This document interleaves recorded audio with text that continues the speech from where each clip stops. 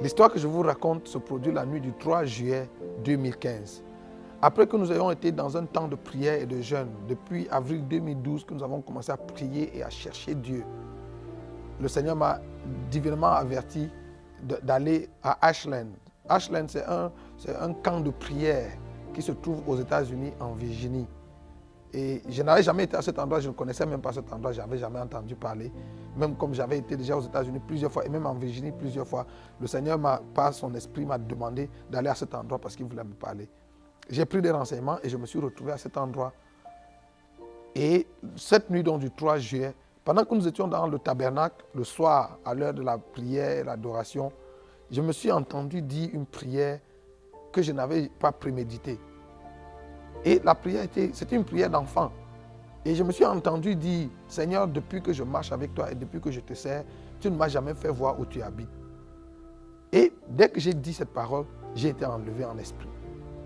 Je me suis écroulé à l'hôtel où j'étais tenu et je me suis retrouvé en train de marcher avec un ange qui me conduisait. Nous montions des marches, nous avions comme un escalier devant nous et nous montions les marches. Et nous sommes montés bien haut et nous sommes arrivés devant un grand portail blanc. L'ange qui me conduisait, quand il s'est approché du portail, comme devant une porte automatique, la porte s'est ouverte, l'ange est entré et je suis entré après lui et le portail s'est refermé derrière moi. C'est quand je suis entré, quand le portail s'est refermé derrière moi, que je me suis rendu compte que j'étais en train d'entrer au ciel. Ce soir-là, nous avions un couple d'amis qui était venu de New York et qui était venu nous rendre visite à ce camp. Et quand je suis entré par le portail, le Seigneur a ouvert les yeux de son épouse, de l'épouse de cet ami, et elle m'a vu entrer dans le ciel et elle a dit à mon épouse, je viens de voir ton mari entrer dans le ciel. Donc, c'est comme ça que l'histoire commence. Je me retrouve dans le ciel, sur cette rue pavée d'or. Frère, quand la Bible dit que les rues au ciel sont pavées d'or, ce n'est pas une figure de style, ce n'est pas juste une façon de parler, c'est la vérité. Je me suis retrouvé sur cette rue et je marchais avec l'ange qui me conduisait. Ce qui est intéressant, c'est que nous ne marchions pas comme on marche sur la terre, en faisant 1, 2, en soulevant les pas. J'avais l'impression qu'il y avait sous mes pieds un tapis roulant qui nous faisait glisser et on avançait. Et de part et d'autre de la rue, il y avait une belle cité, de belles maisons, de maisons tellement belles que je n'en ai jamais vues sur la terre. Même bien que j'ai voyagé un peu partout dans le monde et que j'ai visité parmi les coins les plus chics de la terre que j'ai visités, j'ai rien vu, jamais rien vu d'aussi beau. De belles maisons. La verdure, le gazon était d'un vert différent de ce que nous connaissons ici. Les fleurs étaient tellement belles qu'à l'intérieur des fleurs, vous pouviez voir la vie couler dans les fleurs. Et nous avons marché avec l'ange comme ça sur 200 mètres. J'étais curieux, je regardais de gauche à droite. Je me disais que j'allais voir des gens, mais la cité était terminée, les maisons étaient bien construites, elles étaient fermées et elles n'étaient pas habitées. Donc au bout de 200 mètres, à un moment donné, c'est comme si le tapis qui nous faisait rouler s'est arrêté. Et j'avais l'impression d'avoir en face de moi une voiture qui m'avait mis les pleins phares dans les yeux et qui m'éblouissait. La lumière était tellement vive que j'ai fermé mes yeux, j'ai baissé la tête et j'ai dit à l'ange qui me conduisait, est-ce que tu peux demander au chauffeur de la voiture en face de baisser ses phares parce qu'il m'éblouit. Et l'ange m'a dit, Nyangok, ce que tu as en face de toi, ce n'est pas une voiture. Tu es devant la salle du trône. Et la lumière que tu as dans les yeux, c'est le reflet de la gloire de Dieu. Et j'ai été pris de peur. Alors je lui ai demandé, qu'est-ce qu'il faut que je fasse? Et il m'a dit, regarde autour de toi, fais exactement ce que tu vois les 24 vieillards faire. Alors, j'ai courbé ma tête, j'ai ouvert les yeux. Et c'est là où je me suis rendu compte qu'à quelques pas de moi, les 24 vieillards étaient couchés tout autour du trône. Ils étaient à plat ventre autour du trône. Ils avaient enlevé leur grosse couronne dorée qu'ils avaient posée au pied du trône. Et ils étaient couchés à plat ventre, les mains étendues devant le trône. Et je me suis couché également comme eux et j'ai étendu mes mains. Et à ce moment-là, j'ai vécu quelque chose d'extraordinaire. Je n'avais jamais vécu quelque chose comme ça. Je n'avais jamais entendu que quelqu'un avait vécu quelque chose de semblable. J'avais l'impression cette nuit-là d'avoir dans mon ventre toutes sortes d'instruments de musique. Et des mélodies célestes sortaient de mon ventre. Sans effort, des mélodies sortaient de mon ventre et montaient devant le trône. Et c'était une musique tellement belle. Au grand bruit qui se faisait autour du trône, on pouvait dire aisément que nous étions peut-être des millions et des millions de personnes qui adoraient Dieu autour du trône ce soir-là. Et c'était tellement bon, c'était tellement beau à vivre que je n'avais pas envie que ça s'arrête. J'étais tellement heureux de vivre ça. Et ça a duré des heures et des heures. Et au bout d'un certain temps, la louange, l'adoration s'est estompée et il y a eu un moment de silence. Quand je suis entré, le portail par lequel je suis entré, c'était la porte de l'ouest, la porte occidentale, et j'allais vers l'est, vers le soleil levant. Et j'avais le trône en face de moi. Mais quand la louange et l'adoration se sont terminées, j'ai ouvert les yeux et je n'étais plus couché à l'endroit où j'étais initialement. J'ai l'impression que pendant la louange et l'adoration, il y avait comme une roue qui nous faisait tourner tout du trône. Et quand tout s'est arrêté, j'ai ouvert les yeux et j'étais plutôt couché à la gauche de l'endroit où j'étais initialement, à la droite du trône. Et de là, j'ai ouvert les yeux et la lumière là-bas était plutôt tamisée et on pouvait regarder. Alors j'ai ouvert les yeux et j'ai levé la tête et j'ai vu au-dessus de ma tête le grand trône blanc. Et il était monté comme sur un chariot. Et le chariot sur lequel le grand trône était monté avait des roues et ces roues étaient vraiment étranges. C'était comme des tunnels. Et j'ai guetté dans le tunnel et je pouvais voir la lumière de l'autre côté. Alors, j'ai essayé de regarder pour voir qui était celui qui était assis sur le trône. Mais du trône émanait une lumière impénétrable mais que je ne pouvais pas regarder. C'est comme essayer de regarder le soleil quand il brille dans sa force. Donc, je n'ai pas pu voir celui qui était sur le trône, mais j'avais conscience, je savais qu'il était là, mais je n'ai pas pu le voir de mes yeux. Alors, j'ai demandé à l'ange, est-ce qu'il est possible que j'entre dans le tunnel? Parce que je voulais aller voir ce qui se faisait de l'autre côté. J'avais l'impression que de l'autre côté, il y avait des gens, il y avait une activité qui se faisait là-bas. Et l'ange m'a regardé bizarrement et m'a dit, mais Nyangok, les gens ne passent pas souvent par ce tunnel. Pourquoi toi tu vas entrer dans le tunnel? Je lui ai dit, oh non, parce que je vois la lumière de l'autre côté. Et je me dis qu'il doit y avoir des gens là-bas. Je voudrais aller voir ce qui se passe. Et après une petite hésitation, l'ange m'a dit, exceptionnellement, je te laisse entrer. Alors je suis entré dans le tunnel. Initialement, j'avais l'intention d'aller voir ce qui se faisait de l'autre côté. Mais quand je suis arrivé au milieu du tunnel, exactement en dessous du trône, j'ai changé d'avis. Comme si j'avais entendu une voix qui me disait, mais Nyangok, tu jeûnais et tu priais, tu as jeûné et prié depuis toutes ces années parce que tu voulais voir Dieu. Et le voici assis sur le trône au-dessus de ta tête. Et tu veux le traverser pour aller satisfaire ta curiosité à regarder je ne sais pas quoi de l'autre côté. Alors j'ai changé d'avis, je me suis donc couché en dessous du trône, dans le tunnel en dessous du trône. Et j'étais tellement heureux d'être à cet endroit. Je me disais, waouh, finalement me voici. Je suis au ciel. Cette histoire que je lisais dans la Bible, que j'ai lue dans la Bible toutes ces années, donc c'est vrai. Et j'étais tellement heureux du privilège, de l'honneur que Dieu m'avait fait d'arriver à cet endroit. J'étais tellement heureux, je me disais, qu'est-ce que j'ai fait pour mériter un si grand honneur? Je me disais, combien d'hommes sur la terre, combien de serviteurs de Dieu, combien d'enfants de Dieu sur la terre n'ont jamais eu le privilège d'arriver à cet endroit? Et pendant que je me réjouissais donc du privilège que Dieu m'avait fait d'arriver jusque-là, j'ai entendu ma voix comme dans un haut-parleur. J'ai entendu le Seigneur m'appeler Nyangok. J'ai répondu, oui Seigneur. Et il m'a dit, est-ce que tu as vu la cité lorsque tu es entré dans la ville? Je lui ai dit, oui, j'ai vu la cité. Et il m'a demandé, est-ce que tu as remarqué que les travaux de construction de la cité sont terminés? Que les maisons, les demeures sont construites et qu'elles sont terminées? Je lui ai dit, oui Seigneur, j'ai remarqué. Et il m'a dit, est-ce que tu as aussi remarqué que la cité est inhabitée? J'ai dit, oui Seigneur, j'ai remarqué parce que j'étais curieux. Je me demandais, mais pourquoi il n'y avait personne? Je regardais, je croyais que j'allais voir une ou deux personnes ou reconnaître même des gens. Et j'ai dit, j'ai remarqué qu'il n'y avait personne. Et le Seigneur m'a dit, c'est pour ça que je t'ai fait venir. Je t'ai fait venir ici pour te montrer que les travaux de construction des cités dans lesquelles les élus vont vivre sont terminés. Et que la seconde venue de Jésus sur la terre pour enlever l'Église est plus qu'imminente. Mais que l'Église n'était pas prête. Et le Seigneur m'a dit, je t'ai aussi fait venir pour te montrer. La cité que tu as vue, elle est inhabitée encore parce que ceux qui doivent occuper ces maisons sont encore sur la terre. J'ai dit oui Seigneur. Et le Seigneur m'a dit, si la trompette devait retentir aujourd'hui, un petit nombre de chrétiens seulement sur la terre seraient sauvés. Et je me suis exclamé en disant, mais Seigneur, pourquoi un petit nombre? Et le Seigneur m'a dit, un petit nombre Parce que l'église sur la terre est remplie d'idolâtrie. Et le Seigneur est allé plus loin en me disant, même dans ton église.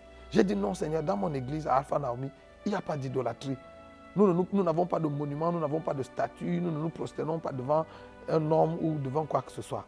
Et le Seigneur m'a dit, l'idolâtrie qui est dans l'église aujourd'hui n'est pas seulement l'idolâtrie des monuments ou des statues devant lesquelles les gens se prosternent. Le Seigneur m'a dit, l'idolâtrie qui est dans l'église aujourd'hui se trouve dans le cœur de mon peuple. Et cette idolâtrie est cultivée et entretenue par vous, les serviteurs de Dieu. Vous savez, quand le Seigneur a commencé à me dire ça, j'ai commencé à pleurer. Et j'ai dit, Seigneur, s'il y a l'idolâtrie dans mon église, ça veut dire que toi et moi, nous n'avons pas la même définition de l'idolâtrie. Nous n'avons pas la même définition de ce qu'est une idole. Est-ce que tu peux me dire, d'après toi, ce que tu appelles une idole? Et le Seigneur m'a dit, l'idole, d'après moi, c'est toute chose qui discute avec moi la place ou l'attention dans le cœur de mon peuple. Tout ce qui discute la place avec Dieu dans notre cœur, tout ce qui discute l'attention avec Dieu dans notre cœur est une idole. Et quand le Seigneur m'a montré cela, j'ai commencé à pleurer. Et le Seigneur m'a dit, je t'ai fait venir ici, mais je te renvoie sur la terre pour que tu ailles parler à tes frères, aux serviteurs de Dieu, aux servantes de Dieu, que tu ailles partout où il y a des hommes et que tu parles à mes serviteurs. Je lui ai demandé, Seigneur, comment est-ce que nous avons cultivé l'idolâtrie dans le cœur de ton peuple? Et le Seigneur m'a dit, parce que vous, mes serviteurs, vous avez changé le message. Vous avez quitté le message original, le message essentiel de l'évangile. Aujourd'hui, vous prêchez les choses que vous aimez, les choses que les gens aiment entendre. Et j'ai demandé au Seigneur, alors Seigneur, c'est quoi le message? Le Seigneur m'a dit, le message de l'évangile, c'est Christ, c'est Jésus-Christ et Christ crucifié et rien d'autre. Et le Seigneur m'a dit, peu importe ce que vous prêchez, peu importe ce que tu prêches, si ce n'est pas ancré en Christ et en Christ crucifié, si ça n'a pas pour socle ou pour centre Jésus-Christ et Jésus-Christ crucifié, tu es à côté de la plaque. Et le Seigneur m'a dit, je suis fâché de vous, mes serviteurs, vous les prédicateurs, parce que c'est vous qui avez détourné les regards du peuple de moi. Et je me suis rappelé de cette parole de l'apôtre Paul dans Colossiens chapitre 3. L'apôtre Paul dit, si vous êtes ressuscité avec le Christ, recherchez les choses d'en haut où Christ est assis à la droite de Dieu. Affectionnez-vous aux choses qui sont en haut et non à celles qui sont sur la terre. Et le Seigneur m'a dit, c'est vous qui avez baissé les regards de mon peuple des choses d'en haut pour les mettre sur les choses de la terre. Parce que vos messages, tous vos messages et toutes vos prophéties tournent autour de Dieu va te donner le mari, Dieu va te donner le travail, Dieu va te donner ceci. Et le Seigneur m'a dit, et je n'ai pas un problème à donner ça à mon peuple. Sauf que c'est à ça que vous les avez conduits. C'est à ça que vous avez tourné leur regard. Et mon peuple a enlevé les yeux de moi et des choses d'en haut pour les fixer sur les choses de la terre. Le Seigneur m'a dit, je t'envoie pour que tu ailles parler à mes serviteurs et à mes servantes et appelle-les à revenir au message, à l'essentiel du message. Le message de l'évangile doit être centré sur Christ et centré sur le calvaire. Et frère, pendant que le Seigneur me parlait, je pleurais tellement parce que je me suis rendu compte que l'église est remplie de tellement de choses.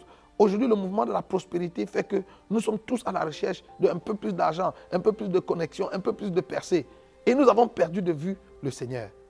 Et pendant que le Seigneur me disait qu'un petit nombre seulement de personnes allaient être sauvées, je me suis rappelé qu'en janvier 2014, j'avais appelé un de mes amis au Bénin qui est prophète pour le saluer et pour lui adresser les vœux de nouvel an. Et quand nous avons fini les civilités au téléphone, il a commencé à me raconter une expérience qu'il avait vécue. L'année d'avant, en 2013, il avait passé 9 mois en retraite de prière. Il s'était enfermé pour chercher Dieu. Et vers la fin de sa retraite, un soir, pendant qu'il priait, le Seigneur, il a été enlevé, il s'est retrouvé dans une transe et le Seigneur lui a montré une vision. Et le Seigneur lui a montré en vision la fin des temps. Le Seigneur avait rassemblé les habitants de la terre à un coin et le royaume des cieux était de l'autre côté. Et entre la terre et le royaume des cieux, il y avait un pont, comme une passerelle. Et en dessous de ce pont, il y avait les temps ardents de feu. Et d'après la vision qu'il a eue, le Seigneur faisait l'appel, il appelait les hommes les uns après les autres. Et quand c'était votre tour, quand vous entendiez votre nom, vous veniez sur le pont. Et dès que vous montiez sur le pont, il y avait c'était comme un pont électrique qui vous faisait avancer sans que vous fassiez un effort. Et le Seigneur commençait à vous raconter l'histoire de votre vie. Et plus le Seigneur vous parlait des choses que vous aviez faites sur la terre, plus vous avanciez graduellement vers le royaume des cieux.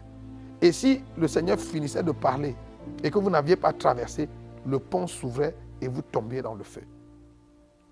Et il me dit que les 1000 premières personnes qui ont été appelées, 2 seulement sont entrées dans le royaume des cieux. Et il était la 1001e personne que le Seigneur a appelée.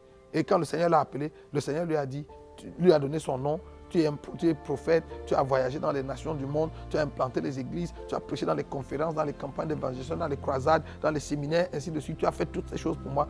Et il répondait, oui Seigneur, oui Seigneur. Et il avançait, et il avançait. Et il dit qu'il était à 2 pas de franchir le pont pour entrer dans le royaume des cieux quand le Seigneur lui a dit, malheureusement, toutes ces choses, tu les faisais pour toi et non pour moi. Et le pont s'est ouvert et il est tombé dans le feu. Et c'est à ce moment qu'il est sorti de la vision. Et quand il est sorti de cette vision, le Seigneur a commencé à lui parler de la seconde venue de Jésus et de la fin des temps qui était proche. Donc, il me raconte la vision et il me l'a raconté en pleurant au téléphone. Et il m'a dit, mon frère Pierre, il faut qu'on commence à prêcher le retour du Seigneur, qu'on commence à préparer l'église au retour du Seigneur. Il dit, le Seigneur m'a montré l'enlèvement, le Seigneur m'a montré la fin des temps. Et le Seigneur m'a montré que moins de 2% des chrétiens seulement sur la terre vont être sauvés. Quand il me l'a dit ce jour-là, dans ma pensée, je me suis dit, ah, frère, je comprends que pas beaucoup de gens vont être sauvés, mais de là à dire que moins de 2%, je me disais que même peut-être un dixième, même la dîme, ou même 20%, moins de 2%, en tout cas le chiffre me paraissait trop peu, trop petit. Alors, mais je ne le lui ai pas dit, ça c'était ma réflexion. Et puis j'étais à mon épouse, on a écouté, il nous a raconté la vision qu'il avait eue. Et puis après on a commenté, on a dit, ah bon, vraiment il faut qu'on se prépare vraiment pour le retour du Seigneur. Mais 2%, moi je ne suis pas sûr. Donc ce jour-là, pendant que j'étais couché dans le tunnel, et j'ai demandé au Seigneur, mais pourquoi un petit nombre? Alors que dans toutes les nations, il y a des églises qui poussent, des grandes églises qui poussent, et des milliers de gens, beaucoup plus de personnes viennent dans les églises pour prier, pour chercher, pour te chercher. Et le Seigneur m'a dit, Nyango, ne te laisse pas séduire par le grand nombre de personnes que tu vois qui affluent à l'église. La grande majorité de ces personnes ne viennent pas à l'église pour me chercher. Ce n'est pas moi qu'elles cherchent. Elles viennent pour chercher les choses que je donne. Elles ne veulent pas avoir une relation avec moi. Ce qui les intéresse, c'est les choses que je donne. Et j'ai dit, ah Seigneur, mais quand ces gens viennent quand même prier et te demander ces choses, tu les leur donnes. Et le Seigneur m'a dit, oui, je les leur donne parce que je suis un Dieu généreux. Et il m'a dit, Nyango, ne te trompe pas. Je ne donne pas qu'aux chrétiens. Je donne aux chrétiens, je donne aux musulmans, je donne aux bouddhistes, je donne aux païens, je donne aux athées. Je fais lever mon soleil sur les justes et sur les méchants. Je fais pleuvoir sur les justes et sur les méchants. C'est vous les prédicateurs qui avez donné l'impression que Dieu ne donne qu'aux chrétiens. Et que quand Dieu nous donne les choses que nous lui demandons, c'est la preuve que Dieu est d'accord avec nous, que Dieu approuve de notre façon de vivre. Le Seigneur m'a demandé, Nyango, est-ce que tous les hommes riches de la terre que tu connais sont des chrétiens? Je lui ai dit non. Il m'a dit, dans ton pays, tous ceux qui sont au pouvoir, ceux qui gouvernent, ceux qui dirigent ton pays, est-ce qu'ils sont tous des chrétiens? Je lui ai dit non. Et il dit, mais est-ce que ce n'est pas écrit dans ta Bible que toute autorité vient de Dieu? J'ai dit oui, c'est écrit comme ça. Et le Seigneur m'a dit, c'est moi qui leur ai donné le pouvoir. C'est moi qui les ai rendus riches. Ils voulaient la richesse, je leur ai donné la richesse. Ils voulaient le pouvoir, je leur ai donné le pouvoir. Mais pour autant, ils ne sont pas mes enfants. Ils ne sont pas en règle avec moi. Et s'ils meurent dans l'état où ils sont, et s'ils ne se réconcilient pas avec moi, s'ils ne se repentent pas, ils vont aller en enfer, bien que pendant leur vie sur la terre, je leur ai donné argent, pouvoir, ainsi de suite. Et là, j'ai commencé à pleurer. Et le Seigneur m'a dit, dans ma nature de Dieu généreux, je sais partager. Et le Seigneur m'a montré un texte. Je suis sûr que j'avais déjà lu ce texte en passant, mais ce jour-là, ce texte a pris une autre dimension. Le texte, c'est Exode 34, verset 14.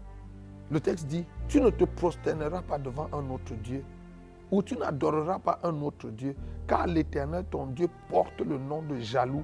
Il est un Dieu jaloux. Frère, je connaissais les noms de Dieu, mais je ne savais pas que Dieu portait le nom, qu'il n'était pas seulement jaloux, mais qu'il portait le nom de jaloux. Et le Seigneur m'a dit, dans ma nature de Dieu jaloux, je ne sais pas partager. Je ne sais pas cohabiter. Dès qu'il y a une situation de cohabitation ou de partage dans le cœur d'un de mes enfants, entre moi et quelque chose d'autre, je cède la place à cette chose et je me retire sur la pointe des pieds. Et pendant que le Seigneur me disait cela, je comprenais pourquoi, je comprenais cette citation qu'on a souvent utilisée à l'église et qui dit, si Jésus n'est pas Seigneur de tout, il n'est pas Seigneur du tout. Vous savez, Jésus est comme un enfant capricieux.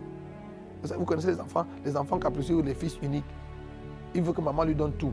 Si maman lui donne un beignet alors qu'il voulait avoir deux, il ne prend pas, il jette le beignet.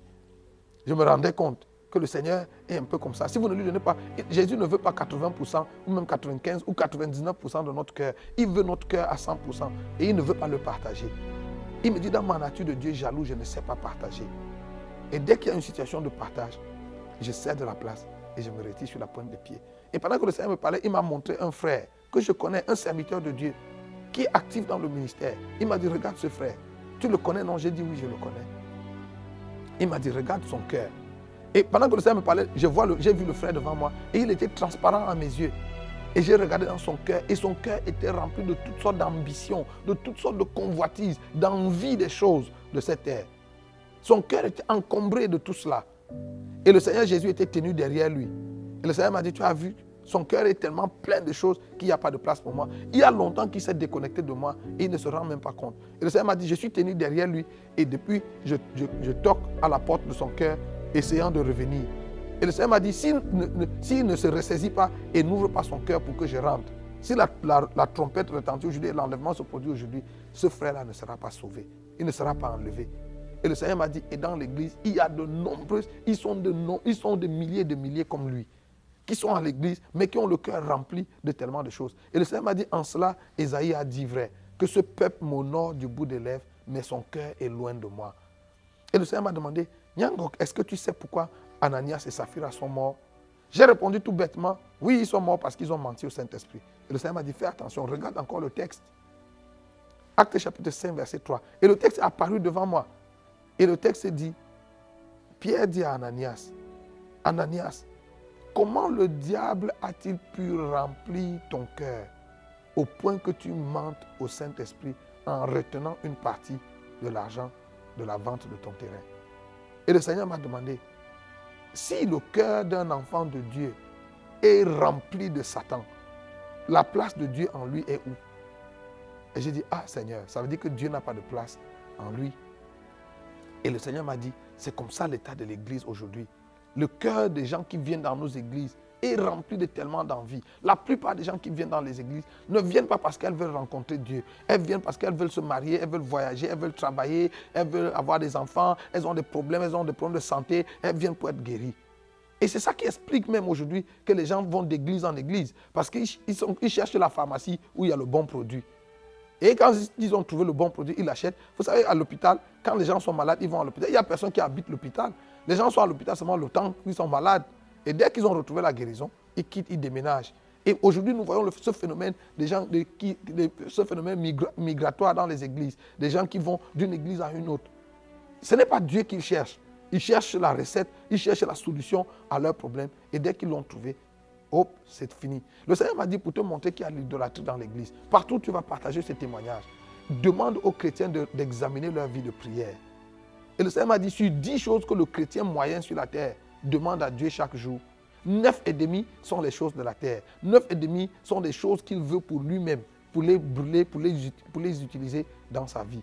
Très peu, ils sont un très petit nombre de chrétiens sur la terre qui viennent dans ma présence au quotidien parce qu'ils veulent me rencontrer, parce qu'ils veulent parler avec moi, parce qu'ils veulent communier avec moi, parce qu'ils veulent entretenir une relation avec moi. Frère, pendant que le Seigneur me parlait, je sentais le cœur de Dieu brisé. Vous savez, est-ce qu'il vous est déjà arrivé d'être amoureux, de tomber amoureux de quelqu'un ou d'aimer quelqu'un qui ne vous aime pas en retour? Est-ce que vous savez le sentiment que ça fait d'aimer quelqu'un qui ne vous aime pas? Ou alors d'être avec quelqu'un qui ne vous aime que à cause des choses que vous lui donnez? Ceux qui sont mariés savent, dans certains foyers, il y a des maris ou des femmes, des époux qui aiment leur conjoint, qui les aiment à mourir, mais leur conjoint n'a pas de temps pour eux. C'est exactement ce que l'Église fait à Dieu. Le Seigneur nous aime, il nous aime d'un amour profond, il nous aime d'un amour éternel. Mais nous ne l'aimons pas en retour. Ce que nous aimons chez lui, tout ce que nous voulons, c'est les choses qu'il nous donne. Nous voulons qu'il exauce nos prières, qu'il nous donne l'argent, qu'il nous donne le voyage, qu'il nous donne le travail, qu'il nous donne les voitures, qu'il nous donne les maisons, qu'il nous donne ces choses. Et nous n'avons presque pas de temps à passer avec lui. Nous n'avons pas de temps à lui consacrer. Et pendant que le Seigneur me parlait, je sentais son cœur brisé. Et le Seigneur m'a dit, je veux que tu ailles parler à mon église, que tu ailles ramener mon église vers moi. Et le Seigneur m'a dit, vous les prédicateurs, c'est vous qui avez éloigné le peuple de moi. Et pendant que le Seigneur me parlait, il m'a montré un prédicateur qui est en train de prêcher. Il dit, regarde ce pasteur, depuis qu'il prêche, ça fait plus de 30 minutes qu'il prêche, il ne parle pas de moi. Les regards du peuple sont tournés vers lui et non vers moi. Et pendant que je regardais dans ce frère, il était en train de prêcher. Il était en train de prophétiser. Je prophétise que si tu dis Amen, ta percée va venir dans 24 heures. Si tu donnes une offrande, il disait ces choses que nous entendons régulièrement dans les églises. Et le Seigneur a dit, tu vois, ça fait 30 minutes qu'il parle. Et il tourne les regards du peuple vers les choses qu'ils vont avoir. S'ils disent Amen, s'ils se connectent, s'ils donnent une offrande. Mais il ne tourne pas les regards du peuple vers moi. Je suis là, mais il n'amène pas le peuple à me voir. Le Seigneur a dit, vous mes serviteurs, je vous ai appelés, je vous ai envoyés pour que vous tourniez les regards du peuple vers moi et non vers vous. Ce que vous avez fait aujourd'hui, c'est que vous avez tourné les regards du peuple vers vous. Et c'est vrai. Vous savez, aujourd'hui, nous faisons tellement la promotion de notre personne, de nos ministères, de nos onction, que dans la pensée de nos fidèles, ils ne voient plus Dieu. C'est l'homme de Dieu qu'on voit. Et le Seigneur m'a dit, il est temps que vous retourniez les regards du peuple vers moi.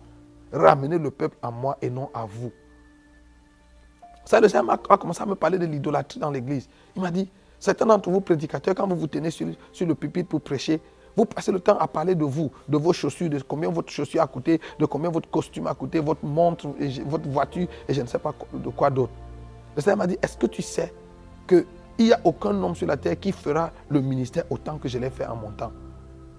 J'ai dit oui, Seigneur. Et il dit, est-ce que tu as remarqué que nulle part dans les évangiles, je n'ai moi-même fait aucune allusion ni à mon vêtement, ni à mes chaussures, ni à la maison dans laquelle j'habitais, ni à rien d'autre. J'ai dit oui, Seigneur. Et je lui ai demandé pourquoi. Il m'a dit parce que ça ne faisait pas partie du message. Frères et sœurs, est-ce que vous vous rendez compte? Et c'est ce jour-là que je me rendais compte que Jésus n'était pas vêtu de haillons. Hein. Les habits que Jésus portait étaient la griffe, c'était des habits, le haut de gamme de son époque. Mais c'est le jour où Jésus est mort que nous avons tous su que Jésus ne s'habillait pas, il ne mettait pas sur lui n'importe quel habit. Et il était si somptueusement vêtu et il n'en a jamais fait allusion. Le Seigneur m'a dit, vos habits, vos voitures, vos maisons et tout ce que vous avez dans votre compte en banque n'a rien à voir avec le message de l'évangile. Et le Seigneur m'a dit, tout ça là, c'est ça qui contribue à cultiver l'idolâtrie dans le cœur de mon peuple. Parce que c'est à ça que vous braquez leur regard. Et ils s'engagent à courir après ces choses parce qu'ils se disent que s'ils les ont, c'est le signe que Dieu a avec eux. Frères et sœurs, le Seigneur a commencé à me montrer les églises. Et le Seigneur m'a dit, regarde, il m'a amené en Afrique, il m'a montré les églises d'Afrique, les églises d'Amérique, d'Europe, d'Asie. Certaines de ces églises étaient tellement grandes que du pupitre, vous pouviez à peine voir la fin de la foule. Et dans certaines de ces églises, des miracles se produisaient, des guérisons extraordinaires. Il y avait des signes et des prodiges qui se faisaient dans ces églises.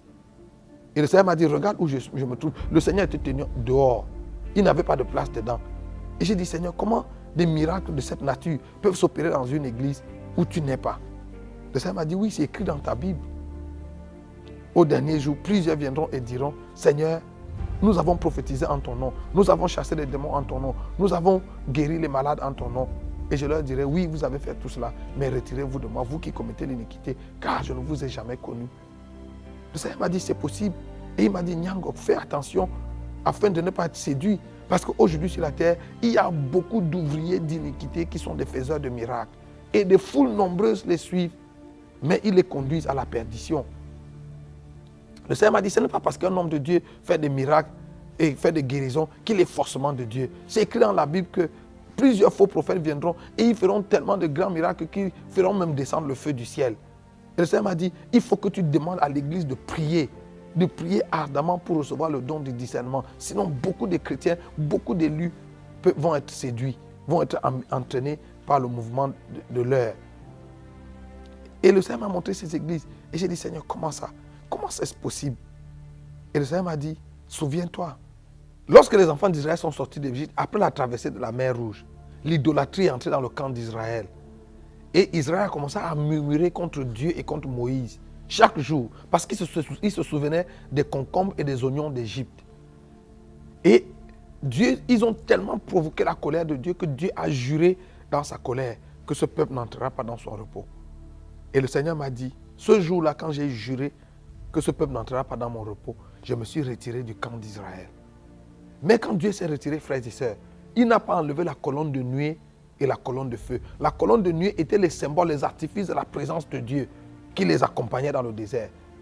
Dieu a laissé les symboles de sa présence, les artifices de sa présence au milieu du camp d'Israël, mais lui-même n'était pas là.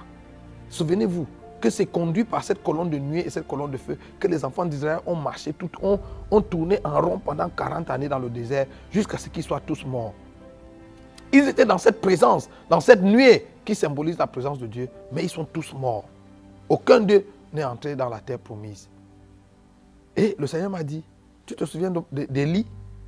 Dans 1 Roi chapitre 18, Élie était sur la montagne de Dieu. Et la Bible dit que Dieu a fait venir le feu. Et Élie a dit, certainement l'Éternel est dedans. Et l'Éternel n'était pas dans le feu. Et l'Éternel a fait venir le vent, a fait venir un tourbillon. Et l'Éternel n'était pas dedans. L'Éternel a même fait venir un tremblement de terre. Et l'Éternel n'était pas dedans. Ensuite, l'Éternel est venu dans une petite douce voix. Et le Seigneur m'a dit, Nyangok, fais attention. Tu peux avoir sur la terre un ministère de feu, un ministère de tourbillon et un ministère qui provoque des tremblements de terre et rater Dieu. Tu peux avoir ce ministère, on peut avoir un ministère de feu. Aujourd'hui, nous voyons ça dans les églises. Tout le monde crie le feu de Dieu. Et on peut avoir un ministère de feu et ne pas avoir Dieu. On peut avoir un ministère puissant sur la terre et rater Dieu. Vous savez, quand j'ai vécu cette expérience, c'est là où j'ai compris l'apôtre Paul. Cet homme qui avait vu le 3e siècle, qui est allé jusqu'au 3e siècle, qui avait vu et entendu des choses qui sont difficiles pour le langage humain de reproduire. La Bible dit que Paul vivait dans une crainte. Il dit, je traite durement mon corps et je le tiens assujetti, de peur qu'après avoir prêché aux autres, je sois moi-même rejeté. Si Paul pouvait vivre avec la crainte de rater le ciel, qui sommes-nous, frères et sœurs? Vous savez, j'ai compris, quand j'ai vécu cette expérience, j'ai compris ce que l'apôtre Paul disait aux Galates. Il leur a dit, travaillez à votre salut avec crainte et tremblement. La question du salut de nos âmes est une question fondamentale, frères et sœurs. On ne peut pas badiner avec, on ne peut pas jouer avec. Vous savez, l'apôtre Paul, qui a vécu ces grandes expériences, avait une crainte dans son cœur, la crainte de ne pas rater le ciel. Le Seigneur a continué de me parler et à me montrer l'état de l'église, à me montrer l'idolâtrie dans l'église. Il m'a dit, regarde comment l'idolâtrie se manifeste dans l'église. Quand les chrétiens viennent à l'église et que c'est le moment des offrandes, chacun de nous met sa main dans sa poche et sort un billet de banque, $1, $5, $10 ou 1000 francs, 5000, quelle que soit la monnaie qu'on utilise. On prend une certaine quantité d'argent qu'on met dans le panier d'offrande. C'est notre offrande à Dieu. Mais si pendant le même culte, un prophète commence à prophétiser sur la vie des gens, les mêmes personnes qui venaient de donner à Dieu $1 ou 1000 francs ou 5000 vont rentrer dans leur poche et sortir une somme importante d'argent pour aller mettre sur l'autel pour se connecter à la prophétie. Le Seigneur m'a dit ça, c'est l'idolâtrie. Parce que quand il faut donner à Dieu, quand il faut donner par amour pour Dieu, nous lui donnons les jetons, nous lui donnons la monnaie que nous avons dans nos poches, nous lui donnons les restes. Mais quand il faut donner pour nous-mêmes, pour notre percée, pour notre miracle, nous faisons la vraie, nous donnons des vraies offrandes. Le Seigneur m'a dit ça, c'est l'idolâtrie. Le Seigneur m'a dit, regarde l'idolâtrie dans l'église. Regarde tous ceux qui sont des travailleurs, fonctionnaires, élèves et étudiants à l'église.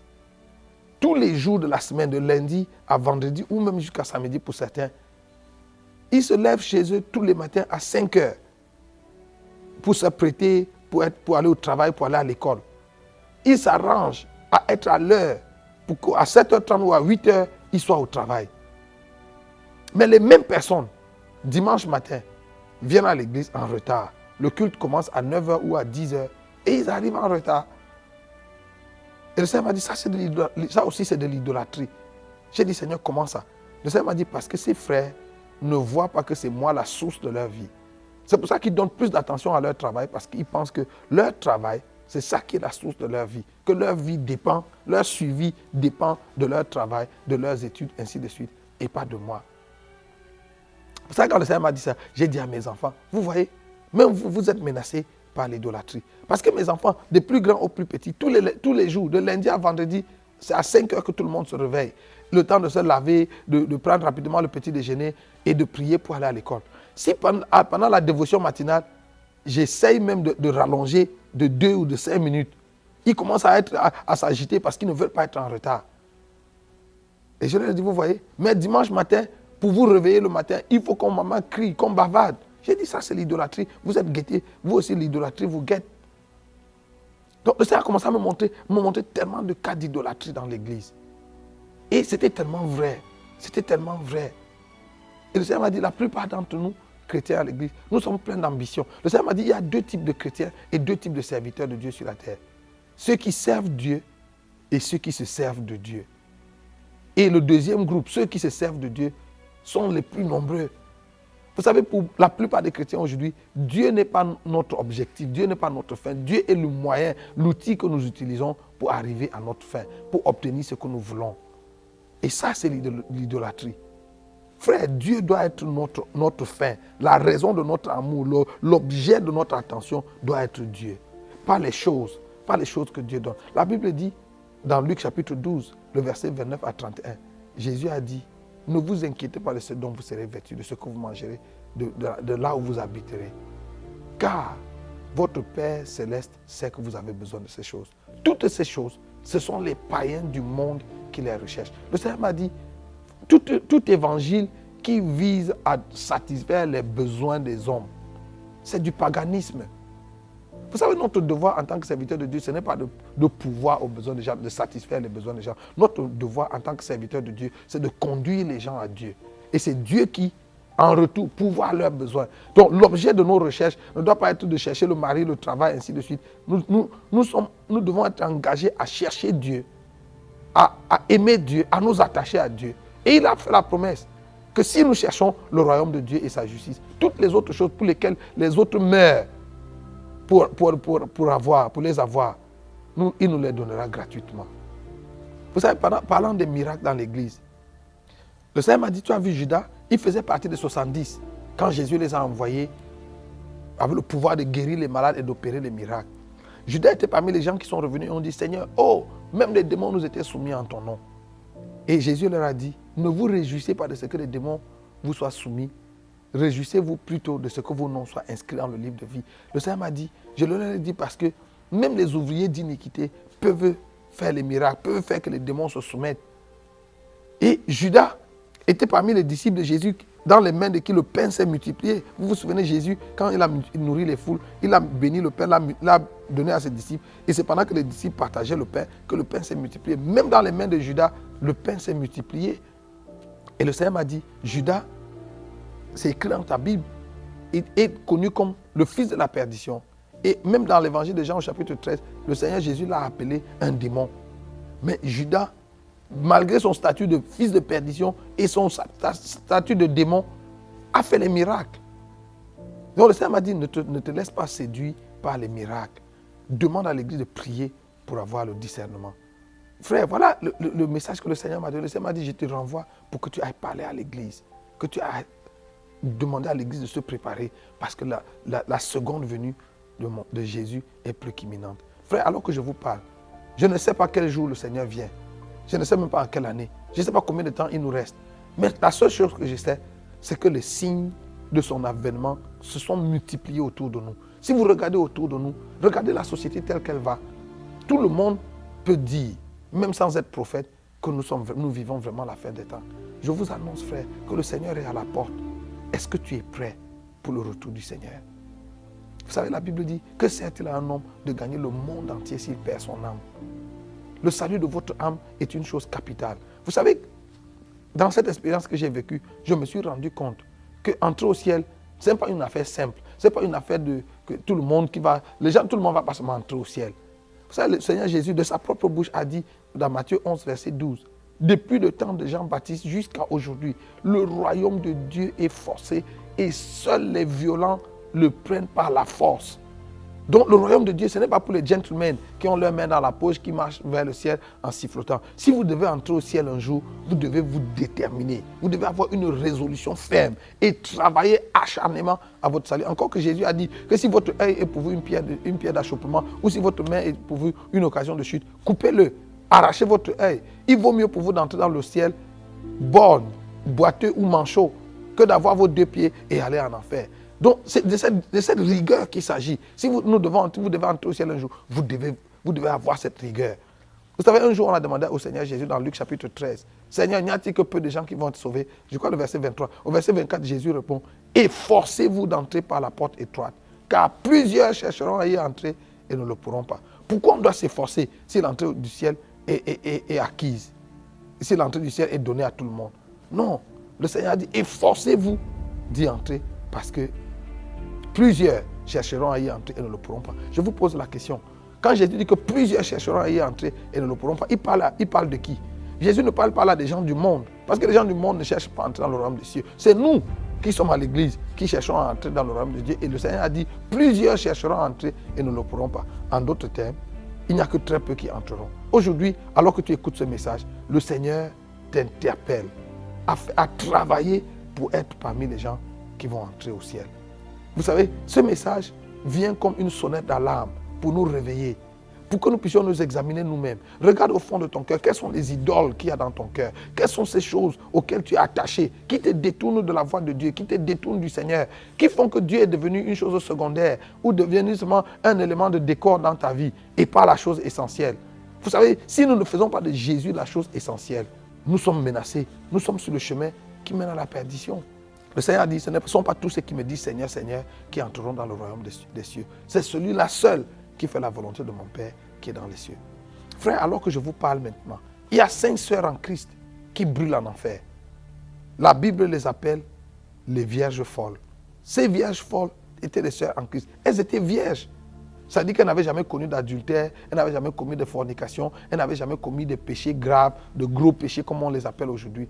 C'était des femmes consacrées qui avaient vécu une vie chaste, une vie sobre, mais qui à la dernière minute ont raté l'enlèvement et se sont retrouvées dehors, là où il y a les pleurs et les grincements des dents. Frère, il est possible qu'on soit dans l'église toute notre vie et qu'on rate l'enlèvement, qu'on rate le ciel.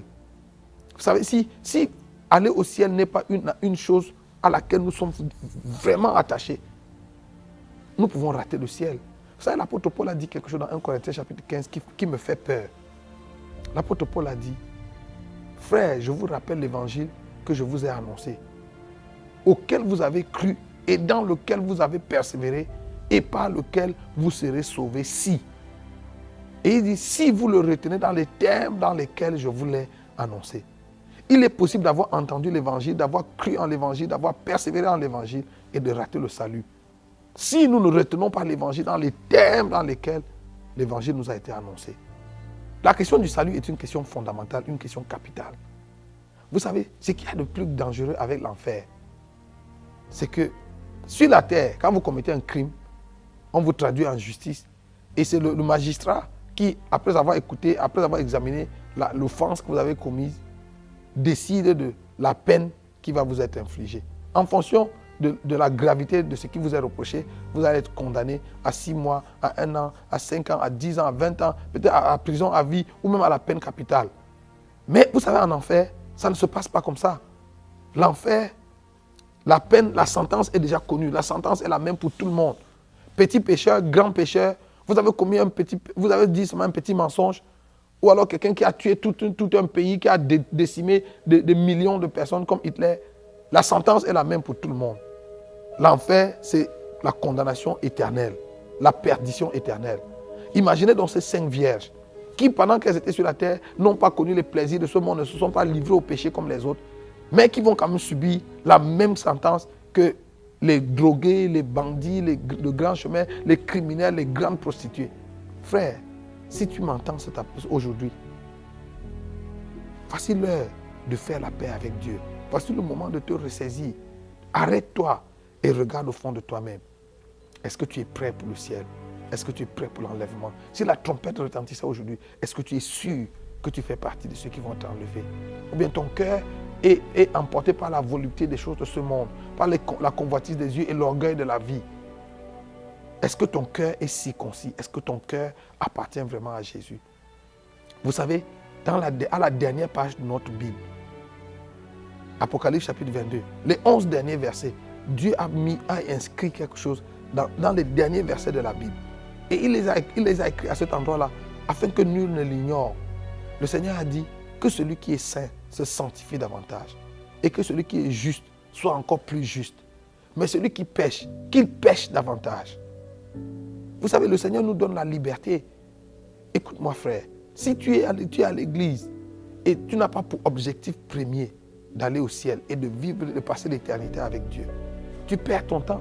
Autant mieux aller dans le monde. La Bible te donne la permission d'aller dans le monde et de vivre dans le monde. Vis dans le monde, vis sans à l'heure. Fais ce que tout le monde fait. Vas-y là dehors, couche avec tous les hommes, toutes les femmes, couche même avec les animaux comme on voit aujourd'hui. Bois tout ce qu'il y a à boire, les liqueurs, les alcools, les vins, prends même la drogue, fais tout ce qu'il y a là. Parce que la sentence sera la même au bout du compte. Mais si tu es résolu d'aller au ciel, frère, je lance un appel, engage-toi. Peut-être que tu m'écoutes aujourd'hui et tu n'es pas né de nouveau. Tu n'as pas reçu Jésus comme ton Seigneur et ton Sauveur personnel.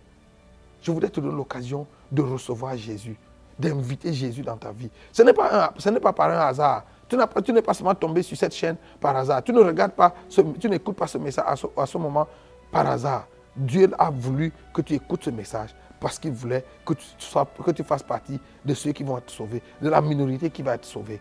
Je te lance cet appel. Si tu n'as pas reçu Jésus dans ton cœur comme ton Seigneur et ton Sauveur, voici l'occasion de le faire.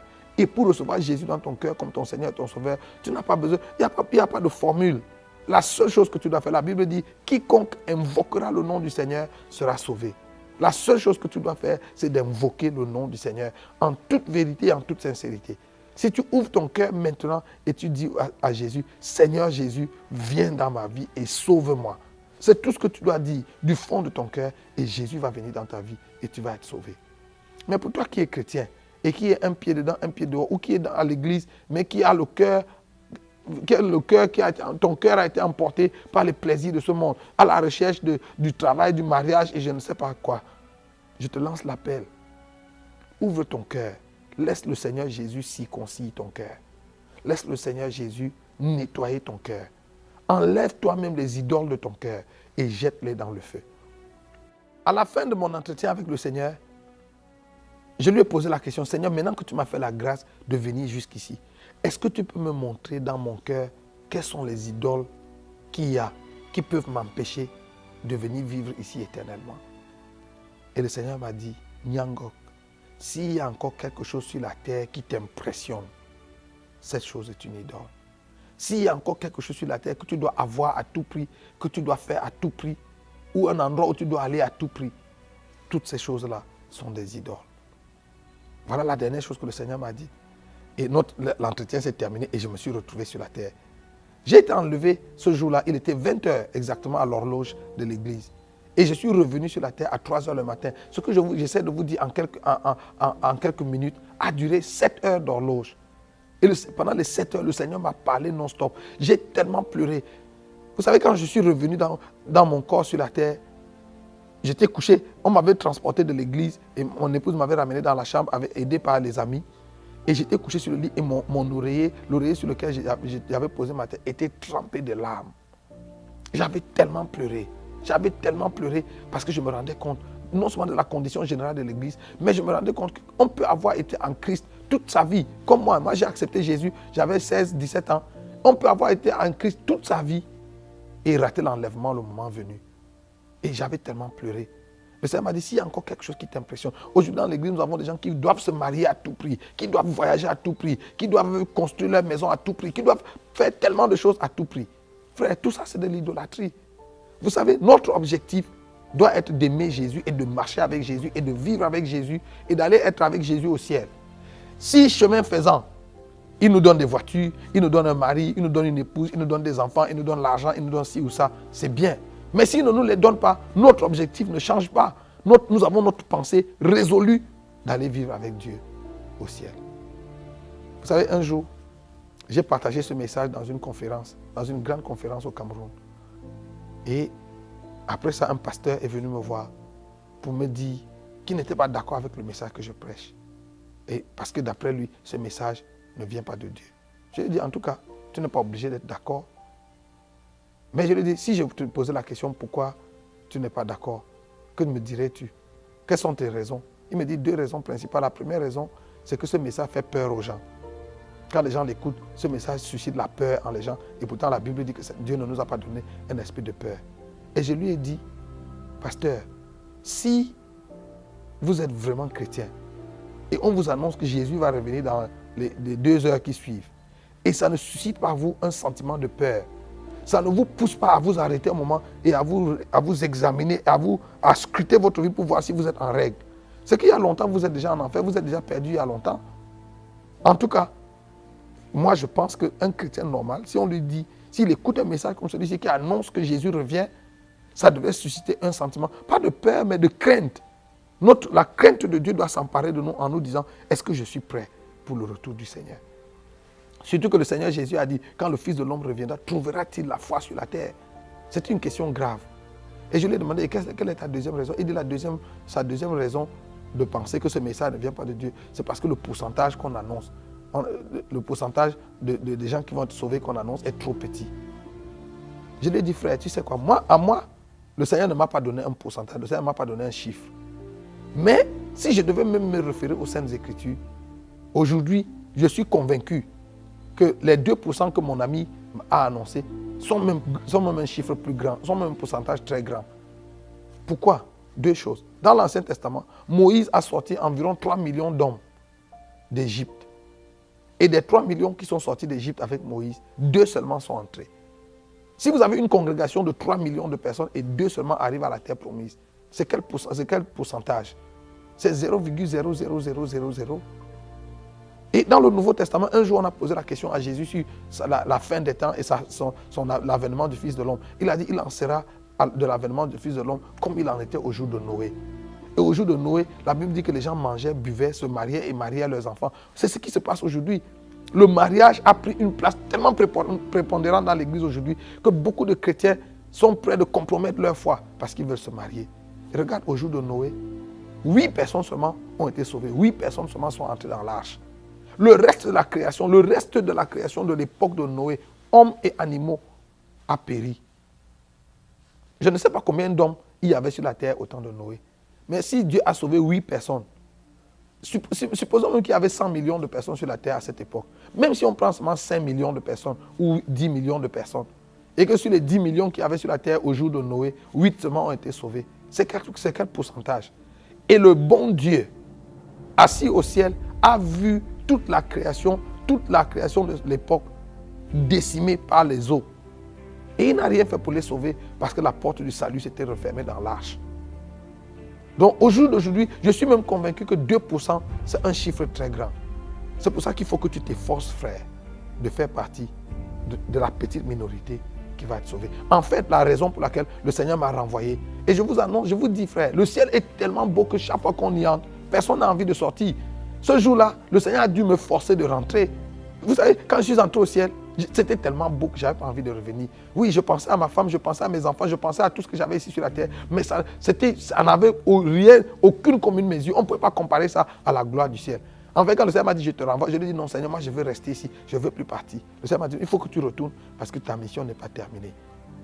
Donc aujourd'hui, je voudrais lancer cet appel. Toi qui m'écoutes, que tu sois en train de regarder ça à la télé, dans ton ordinateur, ou même que ce soit en audio, que tu l'entends dans une radio, je voudrais te donner l'occasion. Tu as écouté ce message et il a interpellé ton cœur. Le Seigneur t'a interpellé par ses paroles. Et tu veux naître de nouveau. Tu veux être réconcilié avec Dieu. Je vais prier avec toi. Pose ta main sur ton cœur et invite Jésus. Dis simplement, Seigneur Jésus, viens dans ma vie. Sauve-moi maintenant. Au nom de Jésus. Si tu le fais du fond de ton cœur, Jésus va venir dans ta vie à l'instant même. Et il va faire de toi son enfant. Je voudrais prier pour toi qui viens de faire cette prière, de prendre cet engagement au fond de ton cœur. Seigneur Jésus, je te rends grâce pour ces hommes et ces femmes, ces frères et sœurs qui ont entendu cette parole aujourd'hui et qui prennent l'engagement de te recevoir, de faire la paix avec toi. Par l'autorité que tu m'as donnée en tant que ton serviteur, je déclare le pardon de leurs péchés au nom de Jésus. Et je demande que leur nom soit inscrit maintenant dans le livre de vie de l'agneau et que la main de Dieu soit sur eux. Scelle-les du Saint-Esprit de la rédemption jusqu'au jour de ton avènement. Au nom puissant de Jésus-Christ. Amen. Et je voudrais prier pour toi aussi qui as écouté ce message qui est chrétien, qui est serviteur de Dieu, servant de Dieu, et tu te rends compte que l'idolâtrie a gagné ton cœur. Il y a tellement d'idoles dans ton cœur. Et tu veux recevoir de Dieu la grâce pour te défaire, pour te débarrasser de ces idoles. Je vais prier avec toi. Si tu veux, pose ta main aussi sur ton cœur et nous allons prier ensemble.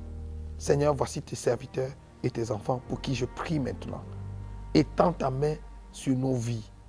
Que sanctifie-nous par ta vérité, car ta parole est la vérité. Laisse que cette parole qui a été prêchée aujourd'hui circoncile au cœur de ton peuple. Nous débarrasse de toute forme d'idole. Nous débarrasse de toute forme d'idolâtrie. Au nom de Jésus. Merci Seigneur de faire une œuvre nouvelle dans la vie de tous ceux qui ont entendu et qui répondent à ce message. À toi soit la louange, à toi soit la gloire, parce que tu es fidèle et tu le feras. Dans le nom de Jésus le Christ. Amen.